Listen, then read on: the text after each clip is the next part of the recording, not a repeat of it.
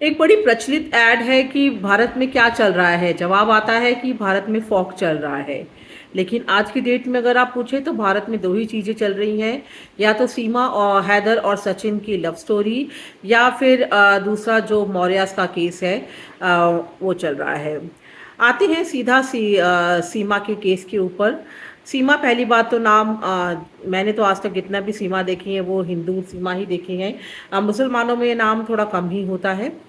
सीमा का जो पूरा केस है, जिसको एक बड़ा तबका एक सच्चे प्रेम की गाथा बता रहा है, वीर ज़ारा पार्ट 2 बता रहा है, गदर 3 बिफोर गदर 2 बता रहा है।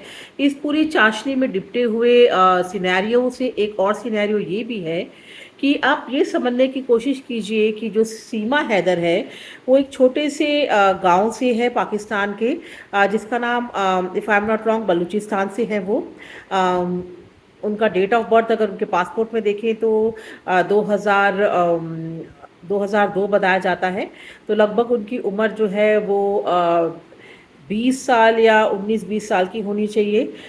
लेकिन उनके 4 बच्चे हैं, और ये चारों बच्चे जो हैं वो जो बता रहे हैं, जो हैदर है जो यूएई में काम करते हैं, उन्हीं के हैं या किसी और के हैं, इसकी भी कोई कॉन्फर्मेशन नहीं है। तो ये एक डीएनए टेस्ट से सिंपल ये पता लग सकता है कि ये बच्चे जो हैं सीमा के ही हैं या किसी और के हैं, या ऐसे कोई बच्चों बच्चों के साथ वो आ गई है। दूसरा, एक बड़ी देखने वाली और गौरतलब बात ये है कि जो 5वीं पास है, वो इतनी कॉन्फिडेंस के साथ हिंदी बोलती हैं। और हिंदी जैसी भाषा जो हमें जो है, हम हिंदी बोलते हैं तो हमें लगता है हिंदी जो है बहुत इजी है। लेकिन अगर आप पाकिस्तानियों की भी अगर आप वीडियोस देखते हैं तो उनकी जो हिंदी होती है वो हमसे बड़ी अलग होती है, डिफरेंट होती है। उनकी हिंदी में जो होता है वो पंजाबी एंड उर्दू टच ज़्यादा होता है। लेकिन जो सीमा जिस तरह की हिंदी बोलती है वो बिल्कुल ही प्रॉपर है। और वो एक स्पेशली गांव में रहने वाली 4 बच्चों की माँ, उससे इस तरह की एक्सपेक्टेशन बहुत कम है जो हिंदी उसके एक्सपोजर में ही नहीं है। अब उसका कहना है कि सचिन ने मुझे बहुत सारी फिल्में दिखाई। अगर कितनी भी फिल्में दिखाई हो, इतनी जल्दी इतना command over the language is very difficult unless and until you are super intelligent. दूसरा जो है वो जो सीमा है, वो इंग्लिश के भी कई शब्दों को बहुत ही कॉन्फिडेंटली और न सिर्फ समझती है बल्कि बोल भी पाती है, और वो भी उसे एक शक के घेरे में लाता है। और मेरी समझ थोड़ी सी यहाँ पे ये भी है कि generally in most of the cases, अगर आप एक महिला है, 4 बच्चे हैं आपकी, फिलहाल अब मैं एज को साइड रख देती हूँ, हो सकता है एज के मामले में कुछ 19-20 हो, तो पबजी जनरली नहीं खेलती है। मैं भी 2 बच्चों की मदर हूँ, लेकिन मैं पबजी, अगर आप मुझे बोलेंगे तो मैं पबजी नहीं खेलती हूँ। It is generally a game for youngsters. उस तरह की जो ग्रुप ऑफ जेन जी है वो पबजी की तरफ ज़्यादा अट्रैक्टेड है और वही ये सब गेम खेलते हैं। लेकिन सीमा पबजी खेलते हुए सचिन से मिली, ये भी बड़ी मेरे हिसाब से थोड़ी सी इन क्वेश्चन आती है ये बातें। सचिन जो है, अगर आप इन दोनों का कंपैरिजन भी करें तो जिस तरह से वो बात भी कर रहा है तो उसके सामने ही थोड़ा सा दबा हुआ, हल्का, अगर मैं बेवकूफ़ शब्द का इस्तेमाल कर सकूं यहाँ पे, बेवकूफ़, थोड़ा सा बुद्धू सा इस तरह से दिखाई देता है। ना उसका कॉन्फिडेंस लेवल भी ऑफकोर्स सीमा के सामने कहीं भी नहीं है। लुक्स वाइज भी of course Seema is very, she is attractive female. ना ही वो सचिन को इतने रिच परिवार का है, छोटा मोटा काम करते हैं वो, खुद की भी कोई जॉब है कि नहीं, इसके ऊपर भी बड़ी दो मत है। छोटा सा घर है तो ऐसे में कोई बहुत रिच आदमी हो, वो सीमा से 4 साल छोटा भी है, ये भी एक प्रश्न है। जो कि शायद मॉडर्न उसमें बहुत ज़्यादा ये मैटर ना करता हो, लेकिन अगर कोई गांव देहात का है तो उसके लिए ये सब बातें बड़ी मैटर करती हैं। अब एक और गौर करने वाली बात ये है कि सीमा जो है वो जो 5वीं पास है उसने अपनी ज़मीन बेच दी। अब गौरतलब है कि पाकिस्तान में 1% से भी कम महिलाएं ऐसी होंगी जिनको प्रॉपर्टी दी जाती है। जनरली जो प्रॉपर्टी है वहाँ पे अपने बेटों को ही दी जाती है। बहुत कम प्रतिशत में होता है कि वो प्रॉपर्टी बेटी के नाम हो।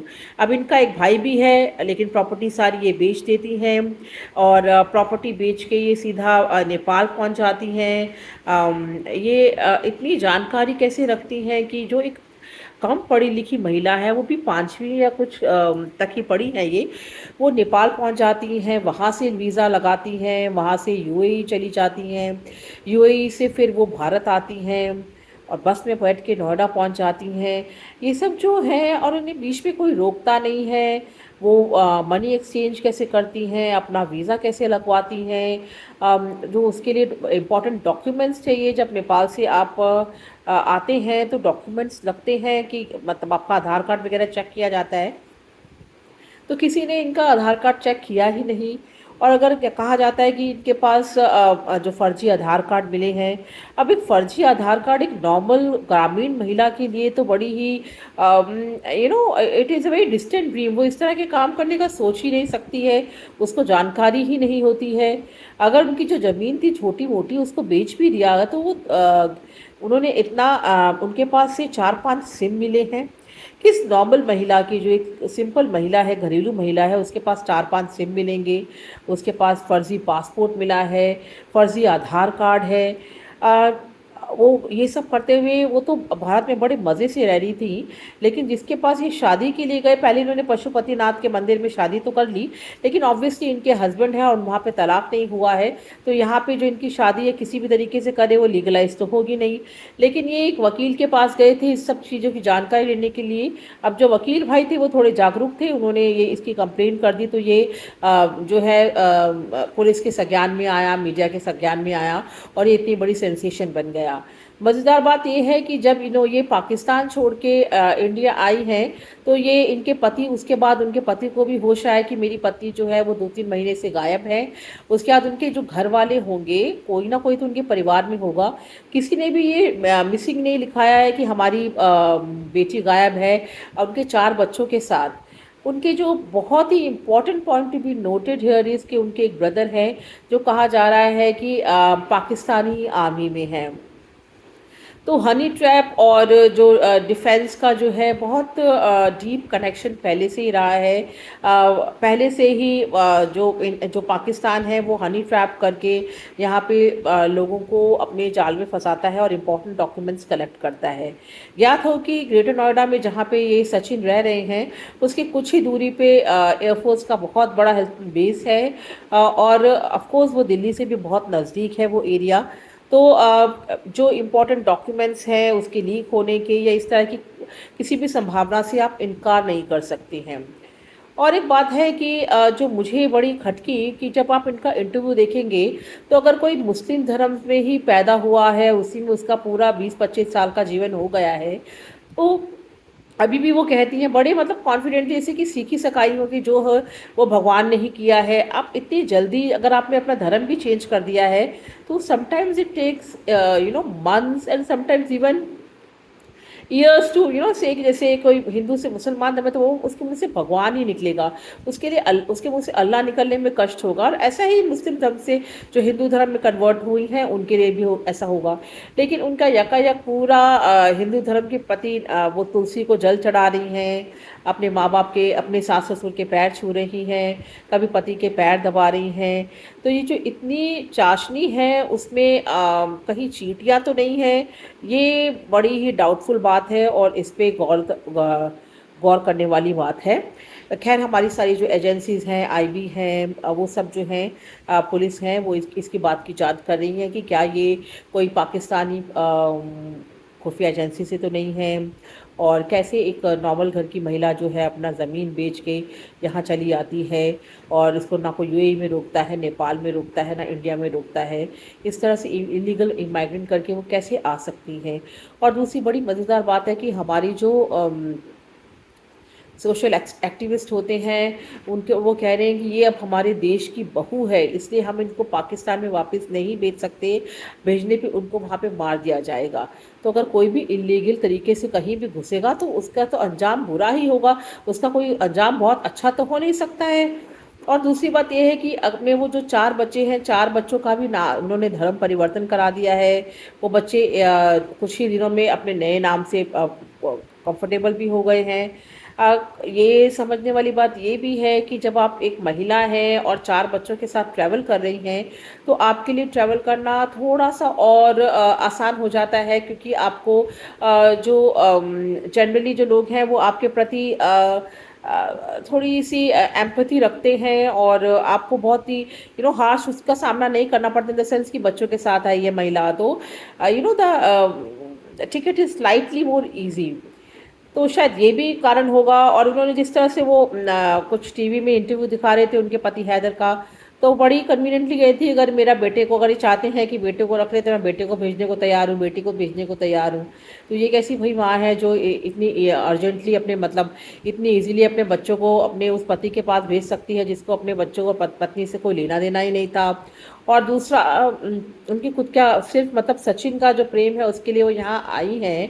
तो तब कुछ अपने पति को या तो उन्होंने डाइवोर्स दिया होता, इस तरह से तो कोई मामला सामने आए नहीं है। तो इन सब का इन शॉर्ट मेरा ऐसा मानना है कि इस तरह से तो कल कोई भी उठ के कहीं से भी आ जा सकता है। It is not that easy कि ये एक जो रोज़ी पिक्चर दिखाई जा रही है कि एक प्रेम था, उसके बाद वो वहाँ से भाग के यहाँ आ गई और इस तरह से करीब वो भारत की बहू बन गई है। अब वो कोई भारत की बहू नहीं है। और अगर सचिन या तो हो सकता है बहुत भोले भाले हों, ज़्यादा उनको जानकारी ना हो, तो अगर ये किसी भी बात का बेवकूफ़ी जो होती है वो किसी भी बात का आपको जस्टिफिकेशन नहीं हो सकती है। यदि आपको किसी अपने से बड़ी उम्र की या फिर 4 बच्चों की माँ से प्रेम है, इसमें कोई गलत बात नहीं है, लेकिन आपको कोई भी कदम फूँक के संभाल के रखना चाहिए, स्पेशली अगर आप एक कंट्री जिसका नाम पाकिस्तान है ऐसे लोगों से डील कर रहे हैं, क्योंकि वो दगाबाजी में उन्होंने हमेशा ही भारत को दगा दिया है।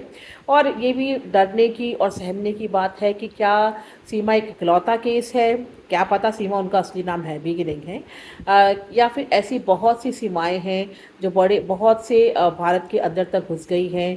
और ये कोई नया हनी ट्रैप का लेटेस्ट ऑपरेशन का मॉड्यूल है जिसके ऊपर पाकिस्तानी काम कर रहे हैं।